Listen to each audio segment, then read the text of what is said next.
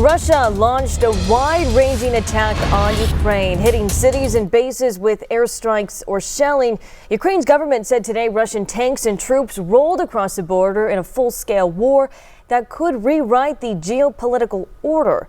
Civilians piled into used subway stations to use them as bomb shelters, others boarding trains and cars to try and flee. The attack unleashed by Russian President Vladimir Putin in Moscow's most aggressive action since the 1979 Soviet invasion of Afghanistan.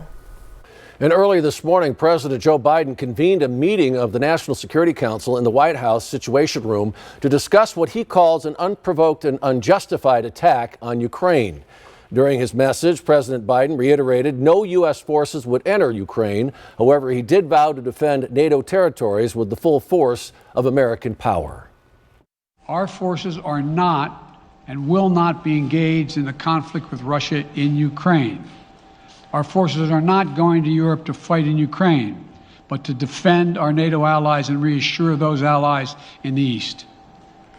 As I made crystal clear, the United States will defend every inch of NATO territory with the full force of American power. President Biden went on to say Putin's aggression against Ukraine will end up costing Russia dearly, economically and strategically. Oil prices are on the rise after Russia launched its military invasion of Ukraine. U.S. crude futures jumped by 5.24% to trade at $96.92 per barrel.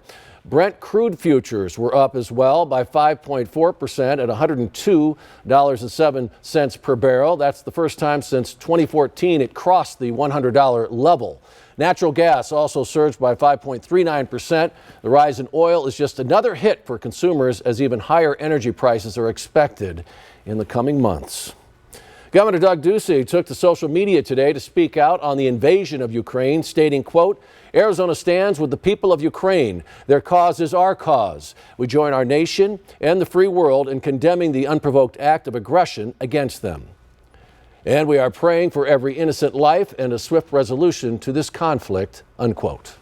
And Arizona Senator Kyrsten Sinema also reacting to the news, saying in part, quote, "Russia's illegal unprovoked acts on free and democratic Ukraine directly threaten American national security interests and the sovereignty of our allies," unquote.